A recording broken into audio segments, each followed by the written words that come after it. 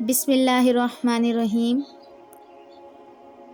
آج یہ ویڈیو بنانے کا مقصد یہ تھا کہ وہ کیا چیزیں ہیں جن کی وجہ سے انسان کامیاب ہو جاتے ہیں۔ بہت سے ایسے لوگ ہیں جو بہت کم وقت میں بہت بڑی بڑی کامیابیاں حاصل کر لیتے ہیں۔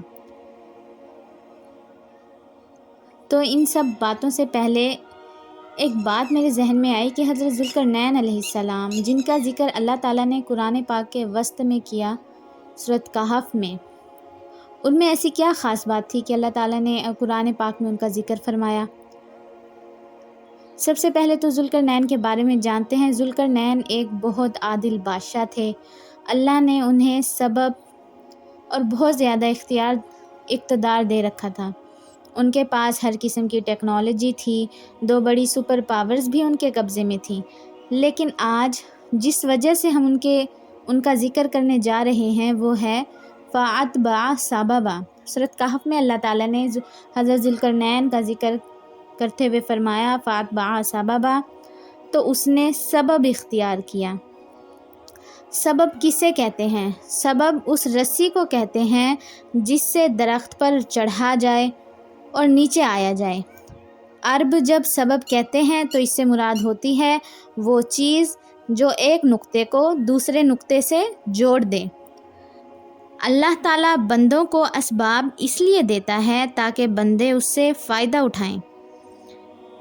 حضرت ذوالقرنین علیہ السلام کے جو واقعات قرآن و حدیث میں بیان ہوئے ہیں، اگر ان کو دیکھا جائے تو معلوم ہوگا کہ حضرت ذوالقرنین کے پاس اتھارٹی تھی، کنٹرول تھا، ہر چیز ان کے پاس تھی۔ اگر وہ چاہتے تو بیٹھ کر ساری زندگی عیش و عشرت کے ساتھ گزار سکتے تھے، لیکن نہیں۔ اللہ تعالیٰ نے بطور خاص اس بات کو مینشن کیا ہے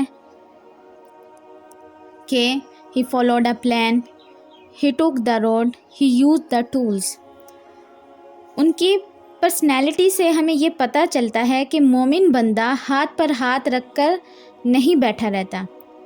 اللہ تعالیٰ نے ہر کسی کو کوئی نہ کوئی سبب ضرور دیا ہوتا ہے، کوئی ذریعہ جس کو اختیار کر کے انسان اپنی منزل تک پہنچ سکتا ہے۔ ہم بس دعا تک محدود ہو کر بیٹھ جاتے ہیں، لیکن اللہ تعالیٰ کا یہ قاعدہ ہے کہ پلیٹ میں رکھ کر کسی کو بھی کچھ نہیں ملتا، اس کے لیے سخت محنت اور مشقت کی ضرورت ہوتی ہے۔ توکل بھی اسی چیز کا نام ہے۔ دعا کرو اور اپنا کام شروع کر دو۔ خالی دعا کرنا اور کوشش نہ کرنا یہ پسندیدہ نہیں ہے۔ اس کو ایک مثال سے سمجھتے ہیں۔ کھیت میں دانہ ڈالے بغیر آپ دعا کریں کہ آپ کی فصل پک جائے، کیا ایسا ممکن ہے؟ نہیں۔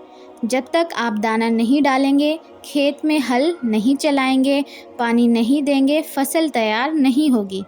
اسی طرح زندگی کا اصول ہے، کسی بھی کام کے لیے محنت اور مشقت ضروری ہے۔ اس دنیا کے نظام کو اللہ تعالیٰ نے کاز اینڈ ایفیکٹ پر بنایا ہے۔ الدنیا دار الاسباب، دنیا اسباب کا گھر ہے۔ اس دنیا میں اللہ نے بہت سے ریسورسز رکھے ہیں جنہیں اختیار کر کر ہم اپنی مطلوبہ منزل تک پہنچ سکتے ہیں۔ پھر آپ جانتے ہیں ذوالقرنین علیہ السلام نے اسباب کو اختیار کر کے کون سا بڑا کارنامہ سر انجام دیا۔ انہوں نے دیوار بنا کر پوری دنیا کو یاجوج ماجوج کے فتنے سے محفوظ کر لیا، جو قیامت کے نزدیک اللہ کے حکم سے دوبارہ نکلیں گے۔ اب اس سے ہمیں سبق کیا ملتا ہے کہ حرکت میں برکت ہے۔ اسباب سے فائدہ اٹھائیں۔ اسباب کا ملنا بھی ایک بہت بڑی نعمت ہے۔